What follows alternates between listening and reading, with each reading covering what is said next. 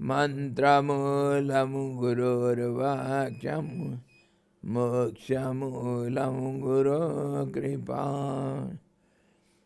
Om Krishnaya Vasudevaya Devaki Nandanaya cha Nandagopakumaraya Govindaya Namo Namaha. Sadguru Bhagavan ki jai, Satchidananda Bhagavan ki jai, Krishna Bhagavan ki jai, Gita Mata ki jai. Hari Om.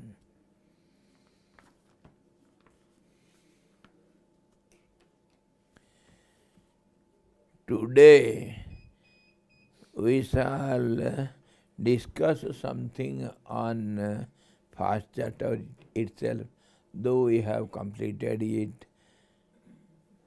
book-wise, stanzas-wise, we have completed first chapter. But there are so many questions concerned with this first chapter. Before starting anything, we should be very, very clear what are we going to do and what is it. So, of course, we have started the second chapter. The chapter should not be ended and left. It should be continued in the second chapter, in the chapters afterwards, so that that continuity is maintained. You should not end in one chapter and give up chanting Gita or going through. After finishing one chapter, at least little of the second chapter, next chapter should be discussed. Then it is taken as a continuation. Pardon? Revised. Yes.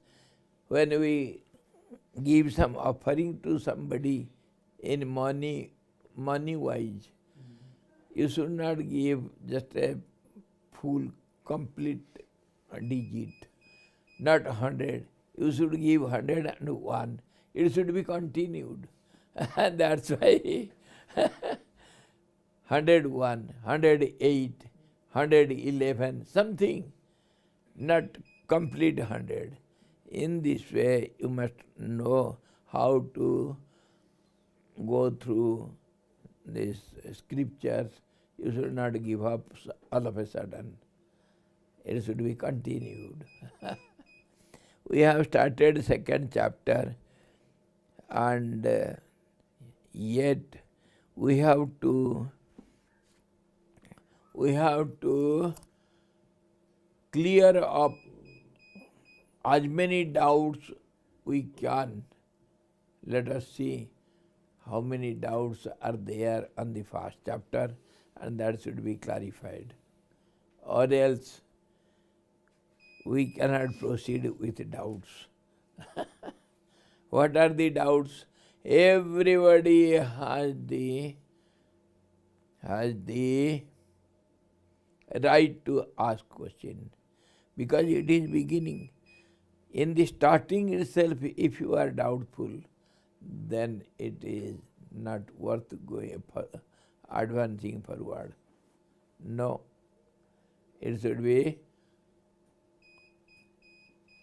without any doubt. Whatever questions are there in your mind, everybody is welcome to ask the questions. There are very, very difficult questions, unsolvable problems on first chapter. For example, come on, first was our Vishada yoga. How this despondency is taken as yoga. Of course, we have discussed a little on it. how the extreme limit of anything that becomes the limit, and it then steps in the other territory, and that is known as the realm of silence. That is the kingdom of heaven. That is the kingdom of the truth, the absolute silence. Beyond the event horizon, there is no event. That is how we describe black hole also, and white hole also, where nothing can survive, no events, no mind, no intellect, nothing. Beyond everything. So to say, it is standing on the sky. Just like standing on the sky, where no sky. Sky we understand as something which is not that. So in that way, we have not no any way which leads us to that zone of silence, but we can have some support from many things which can guide us and live at the horizon. And that is afterwards, he pushes you there and nobody knows what happens. And in the yogic ladder, you see, in Jnana Yoga path, we have some 7 phases of knowledge. And the 5th, 6th, 7th, 5th is the complete witness state. That is samadhi, where samadhi is totally established, strengthened, and it is confirmed. It cannot get polluted coming down from that state. So the color is well colored. After that, up to 5th phase, we have some information. He may come back to say what happened. And 6th and 7th, nobody knows what. But there are some steps. It is known by the great seers who can see that from a distance, just as we see the peak from a distance. We have not reached the peak, but we can give the informations.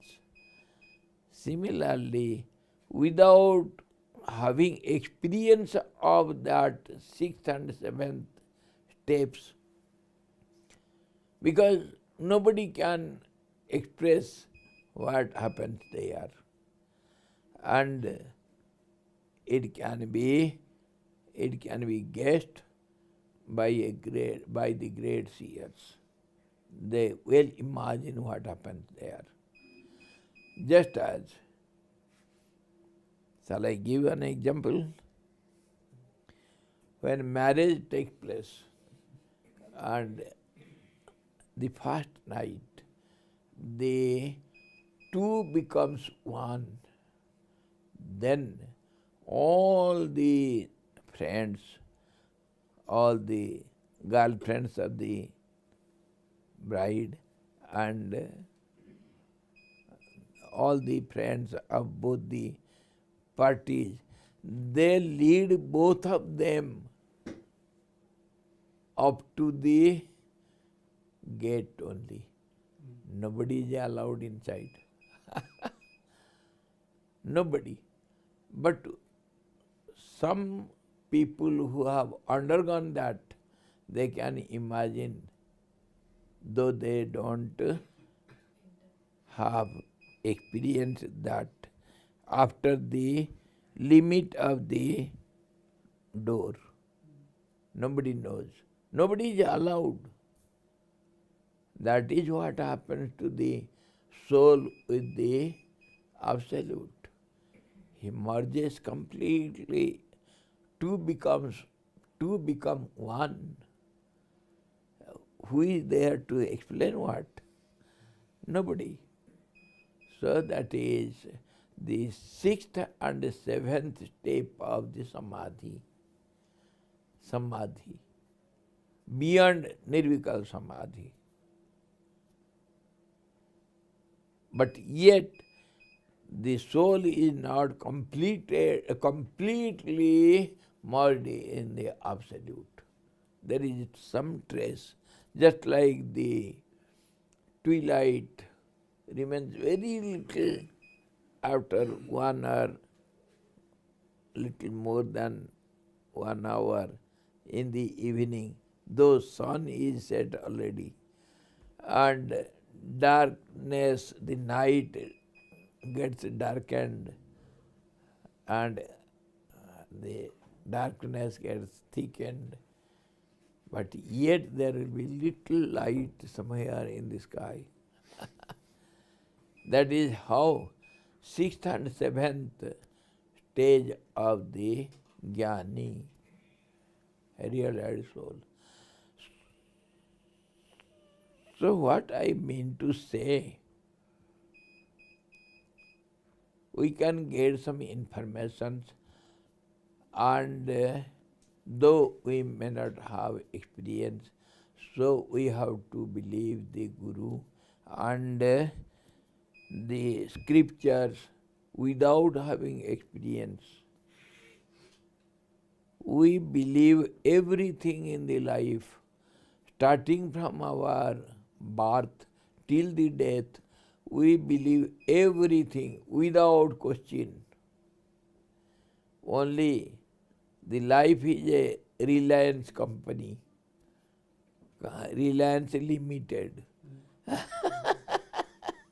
We have to rely upon others. We have to have faith, or else we can advance one step in life. This is what happens practically with us, everyone. So we have to believe something without any argument or seeing any logic behind it. Something has to be believed. We have to believe the Gurus. And now, whatever we can, let us see all the questions on the first step, how we begin with. The first chapter, of course, it will have so many questions, not one. Some people say why it is the sadness or depression or despondency is taken as yoga. We have talked a little. But other questions also. People ask, why this knowledge, so secret knowledge, which is forbidden to part with others in such crowded place? It is not allowed.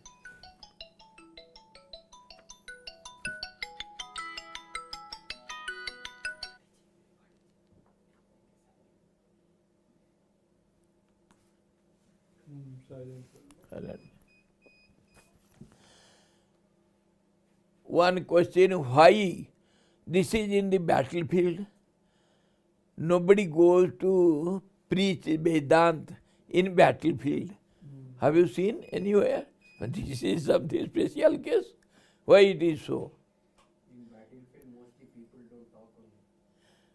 They don't talk, their mind is just concentrated on attacking and defending. That is their aim, somehow to win over the enemy. There is no other aim in the battlefield. And why then this Gita, such a valuable gyan and knowledge, which is essence of all the scriptures, all the religions, so valuable, accepted by one and all, it is parted to Arjuna in the midst of a battlefield. It is something strange. We should be clear on this also. And everybody has other question. Everybody has blown their conches and everybody is ready for fight. Ready. Just a second takes to start the battle. Attack!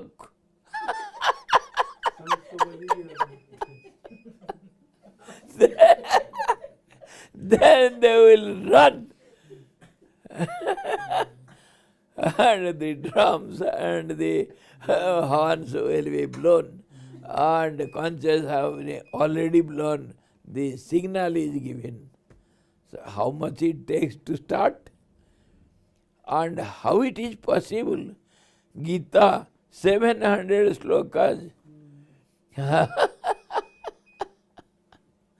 You see, it is spoken to Arjuna in that short time. Say in 1 second, not of course 1 second, may it be 1 minute. Let us allow it. 1 minute. Wait, I am getting ready. Perfect. We can say like that. But it is not so. It is not so. This is another question, how it can be told within such time. And there are several other questions. Come on, what questions you have?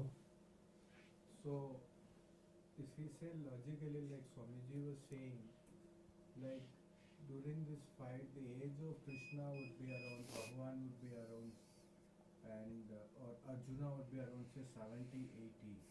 And there were gurus, their age is far more, much More than their And age. in the conversation it started, like one is saying is that it is a warfare and they don't know, like after the war, like it is a war between their relatives. It is like in family the relatives, and as it described, like this side there are horses, elephant, they are going big Chariots. superpowers are there. Yes, But superpower. yet, when the dialogue is going on, Bhishmaji is saying, like he is saying, even though that you have a bigger army, he is just talking in such a way that dialogue that said that Narayani Sena and that Krishna is there. So in that, say, like normally, like if we say if someone is like if there is a war, there is a afraidness is there, Fear is fear there. is there, kya ho jayega mera. Uh-huh. But it seems like at that age, They are not at all perturbed. and They are talking just like friends. Casual. and they are not young as well. They are not in 20s or 30s. No. So he is 80, so he might be beyond 100. So then with what kind of Mentality they had. yeah, so the psychological based on this Yes, these background on great this people. in the warfare. Yes. How can they keep up their mental balance in such a position? The World War is commenced and you talk so nicely, calmly, without any hurry, worry, nothing. That is also some wonder.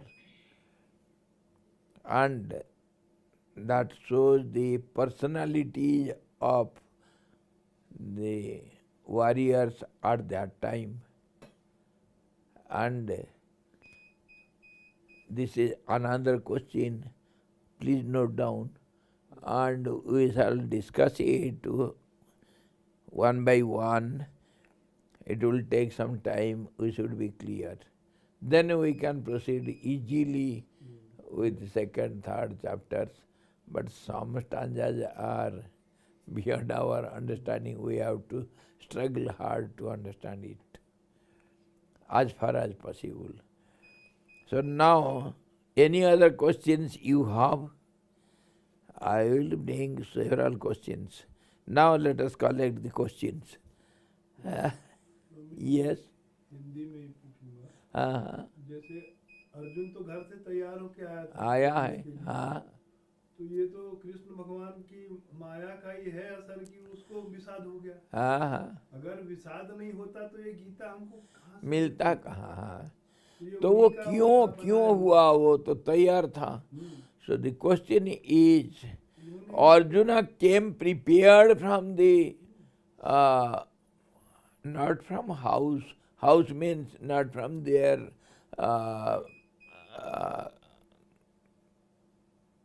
you see the mahal, the royal palaces, but they were camped at the field. They had camp, and the Kurukshetra both were ready. In the olden days, the battle was going on in that. No, they have to gather there, and both the sides, when there is signal, they start fighting.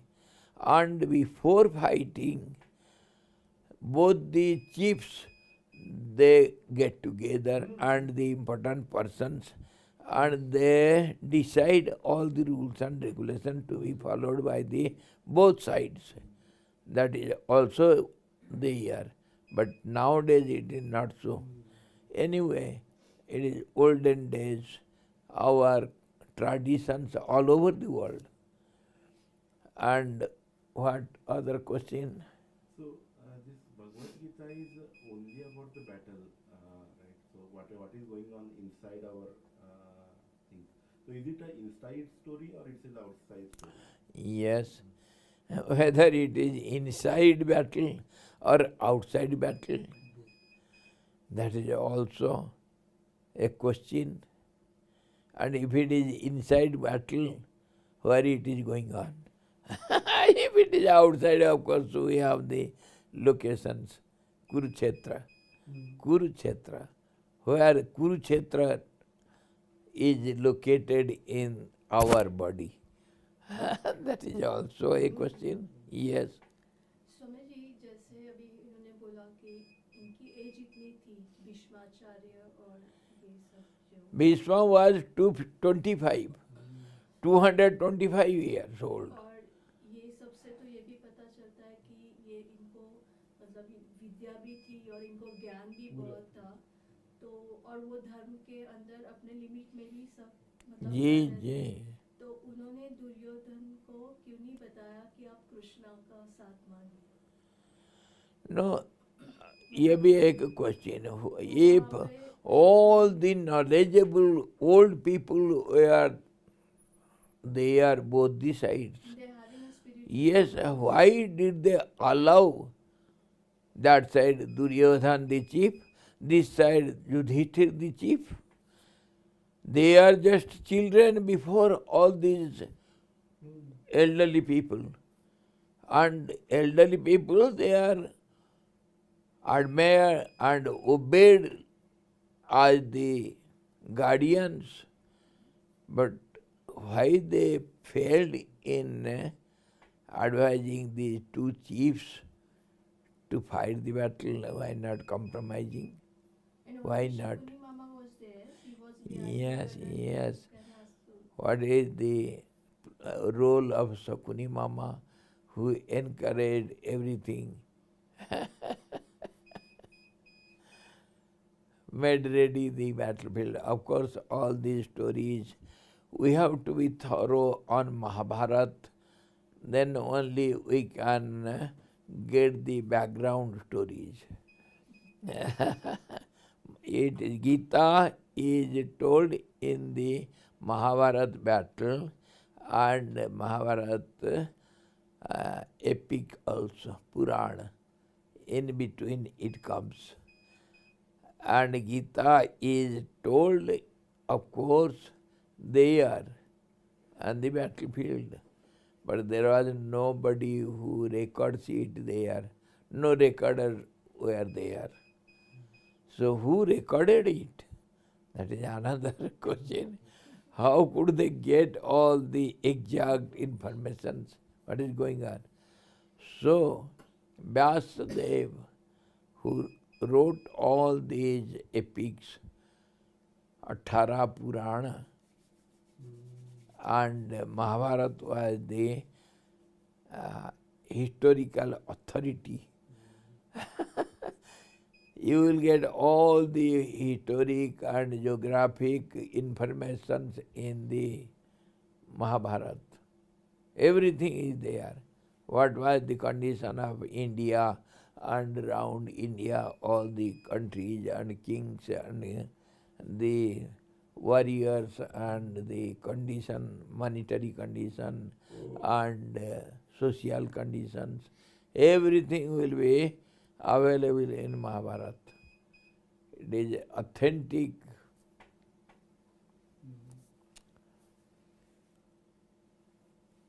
So, we have to get some information in between whenever there is need.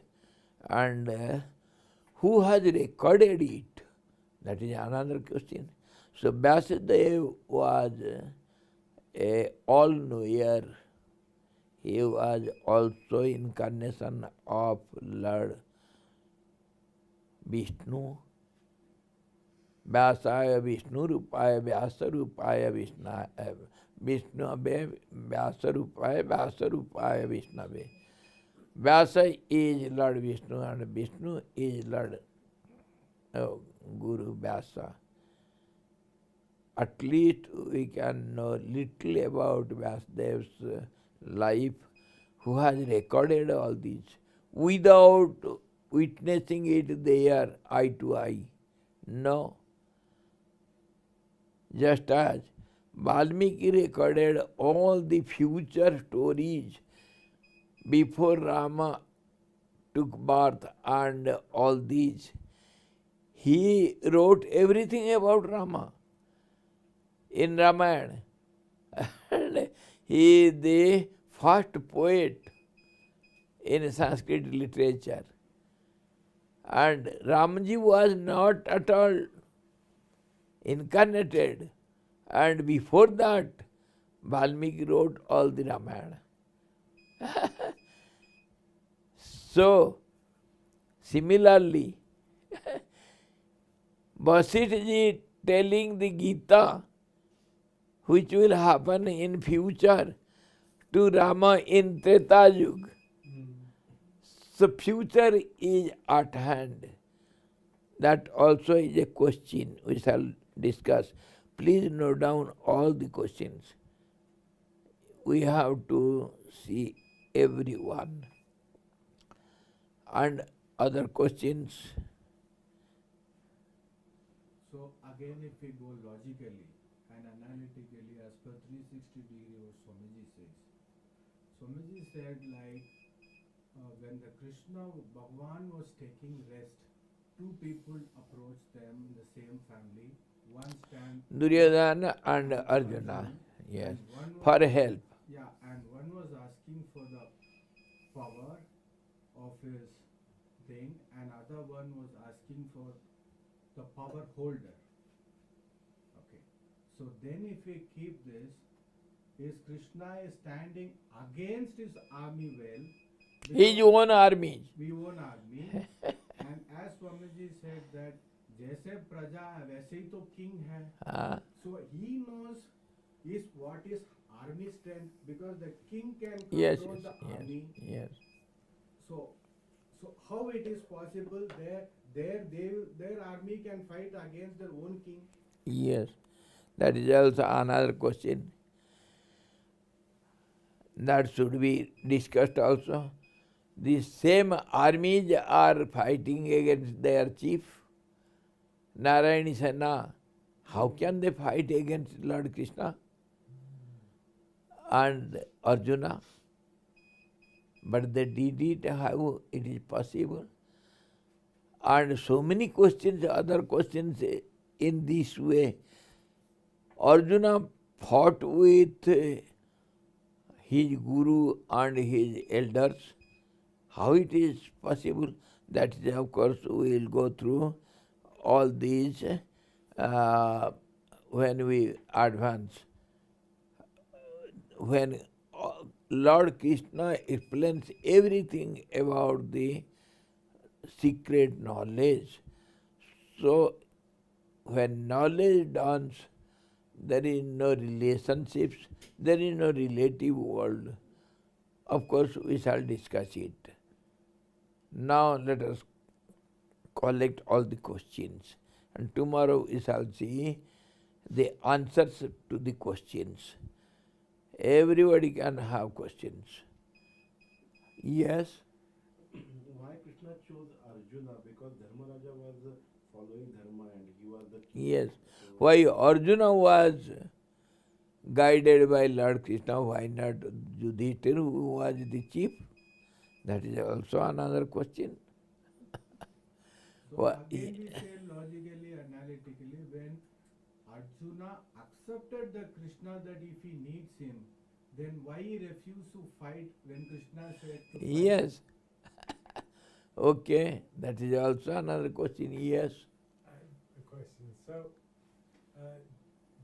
Duryodhan, the guru, is that correct? Pardon? Drona. Drona was the Sorry. guru. It's very And Kripacharya also the family preceptor. Yes. it's very chivalrous that he would choose even though he might not have agreed with the side he was fighting on, to fight for them because that was the side that sort of kept his way. But I can't help but think that the Pandavas, it was more dharmatically correct to choose their side to fight for because they're the ones that's being oppressed, and they seem to be more the righteousness would seem to be on their side, even though I understand that he's the guru of the throne and he should support the throne, but it feels like Arjun's side, the Pandavas, had more dharma to fight for them. But that's my question. Why would he still fight for them? I understand it in a way, but it just seems like there'd be more reason to fight for the Pandavas. If you follow me. okay, you mean Dronacharya, why he is against Pandavas? Well, I understand that there's two sides. Yes, this is also the all the doubts. These are also the doubts. Though these elderly people, guru, the disciple, the teacher, and the eldest persons, they love Pandavas so much. Why did they act against them, fought against them, isn't it? It's both. I can see the dharma on both sides. Yes. But for me, the highest dharma would be for Arjuna. He would Yes. say that they're the ones that's being oppressed, and even though that you're loyal to the throne, I think you should move to that side. I just think if you're balancing the dharma, I yes. think it's not. But Yes, that's also a question. So all sorts of these questions we shall discuss tomorrow, one by one, and the mostly questions are put in between the battlefield and in that little time. place and time, they don't appeal us to be fit for this discussion, isn't it? So tomorrow we shall start with the doubt clear session. Let it go for a day or 2 or 3, never mind. But we shall be doubtless. Starting with clearance, you see, the last hour, the very important question, who recorded this? So our Vyasadeva, who was the incarnation of Lord Vishnu, just as Lord Krishna. So he was all-knower. He knew past, present, future, everything. And how one knows the 3 periods of time, it should be understood. And these great people, they see all the 3 periods of time at a glance, at present, that capacity they have. And that's how, just like our Valmiki, our Vyasadeva also saw everything mentally. He need not wait for grace of Lord Krishna, just as Sanjay was equipped with the grace of Lord Krishna so that he could see everything practically. But Vyasadeva had no need of such thing. He was equipped with that from very birth itself. So he recorded everything. He was the recorder, record office. And he piled up all the information, historical, geographical, and the information according to from time to time, everything. He was all-knower, so he, according to the Vedas, without going away from the spiritual path, getting a sense of the scriptures, he